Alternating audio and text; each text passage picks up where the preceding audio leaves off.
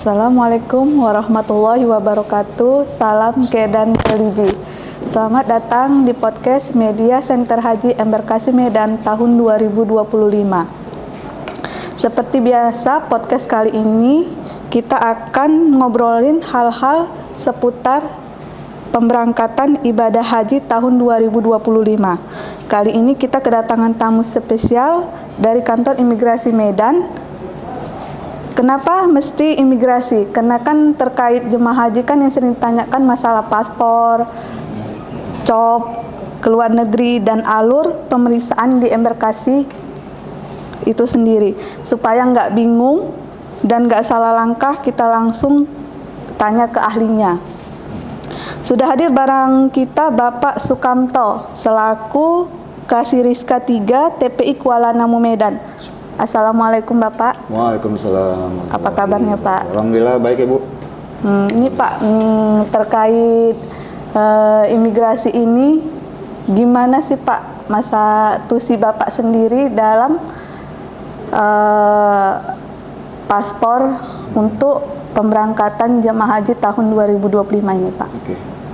Baik, dari tusi dalam hal ini instansi kami keimigrasian, tentunya tugas pokok dan fungsi kami adalah salah satunya adalah pengawasan di dalam dokumen perjalanan.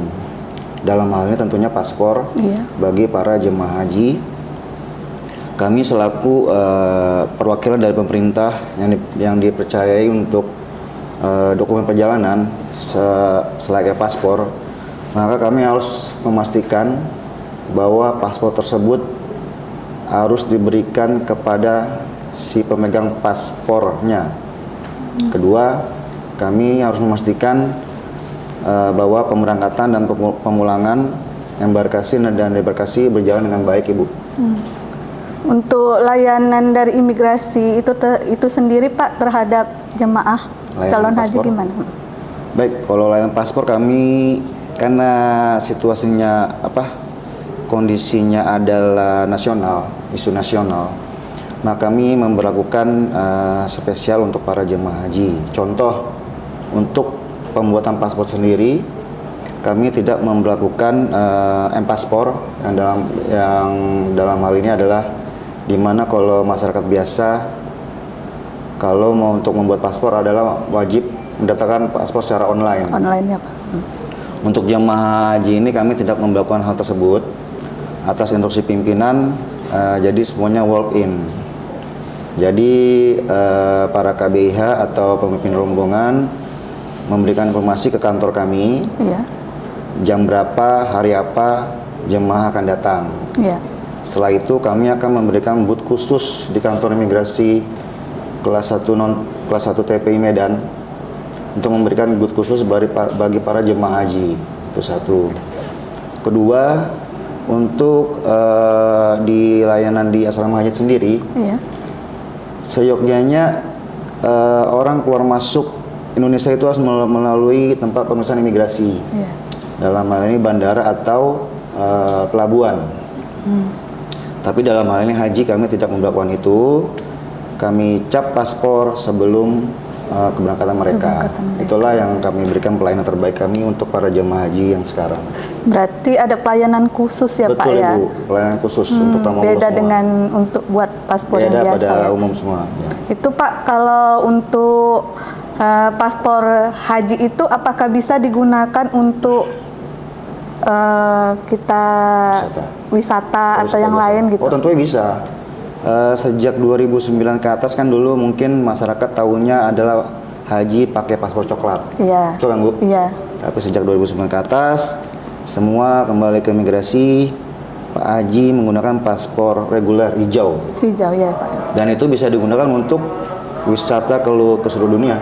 Oh, itu Pak berapa lama masa untuk paspor itu sendiri gitu? Kan ada waktu limitnya gitu kan Pak? Untuk masa berlaku paspor berdasarkan Peraturan Menteri Hukum dan HAM tahun 2024 dan Surat Edaran Direktur Jenderal Imigrasi, ada yang 5 tahun, ada yang 10 tahun. Itu sekarang kami sudah memberlakukan paspor elektronik. Elektronik. Jadi yang 5 tahun sendiri dengan harga 650.000, Yang 10 tahun 950.000 masa berlaku paspor. Oh, itu Pak, kalau paspor itu Pak, dia digunakan untuk ke luar negeri gitu ya kan Pak, dan ada juga masa berlakunya Ya, gitu kan. Jadi kalau untuk misalnya masa berlakunya sudah habis gitu, apakah bisa disambung lagi atau gimana gitu? Bisa diganti. Oh, bisa Gantian diganti paspor ya? wajib diganti memang. Jadi 6 bulan sebelum expired, sebelum kita melakukan perjalanan, paspor wajib diganti di kantor imigrasi atau perwakilan. Atau perwakilan. Selama Bapak di imigrasi ini ada nggak kendala-kendala untuk pembuatan paspor untuk jemaah haji itu sendiri? Kendala Khususnya di tahun 2025 ini Pak. 25. Tentunya kendala ada Bu ya. Teman tidak terlalu signifikan. Contohnya seperti identitas.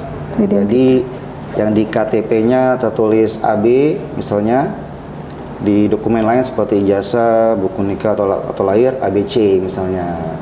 Jadi itu butuh sinkronisasi atau surat pernyataan. Untuk ini Pak, perbedaan itu sendiri kalau misalnya namanya tidak sesuai dengan di KTP atau di buku nikah, apakah ada solusi dari imigrasi sendiri untuk dicocokkan biar supaya datanya itu lengkap? Karena kan selama ini juga kita tahu gitu kan Pak, kalau pembuatan paspor itu kan kalau tidak sesuai di buku nikah dengan di KTP itu imigrasi itu menolak. Betul. Dan mereka selalu meminta surat keterangan dari kuasa tempat di mana mereka melaksanakan pernikahan gitu kan. Betul. Apakah selain solusinya dari untuk minta surat keterangan nikah itu sendiri, apakah ada solusi lain gitu? Baik, tentunya ada Ibu ya. Jadi kan imigrasi ini muara dari si pemohon atau masyarakat untuk membuat paspor. Ya. Jadi kami kan menerima si pemohon yaitu KTP, KK dan segala macam, dan kami cek. Iya. Nah, apabila ada perbedaan, tentunya ada solusi. Pertama, bisa diganti dengan dokumen yang baru. Apabila dokumen yang baru tidak memungkinkan, minimal surat pernyataan dari instansi. Contoh seperti di KUA pada dokumen zaman dulu kan banyak tuh, yang hanya betul, tertulis Pak. nama, di bawahnya tidak ada tanggal bulan tahun, hanya umur, ya, betul kan? Iya. Jadi kami memberikan solusi pertama, buat akte kelahiran baru. Itu juga akte kelahiran baru kan buatnya nggak lama, palingan sehari siap, ya kan? Itu satu. Kalau memang akte lahir dirasa masih sulit, kami meminta surat pernyataan dari KUA setempat untuk menyamakan data dengan yang ada di KTP. Jadi data si pemohon tuh sama semua. Sama semua ya. Jangan nanti di kemudian hari timbul masalah. Si pemohon, pengalaman saya selama di imigrasi, si pemohon pada 5 tahun kemudian meminta data yang sesuai KTP. Padahal sudah disamakan semua datanya dengan alasan tertentu lah. Makanya surat pernyataan itulah untuk pegangan kita. Nah, ini Pak, kalau kesan Bapak selama berkecimpung di dunia imigrasi dalam pembuatan paspor, adakah kesan untuk pembuatan paspor itu sendiri terhadap jemaah haji? Terkesan maksudnya? Maksudnya kesan. Oh, kesan.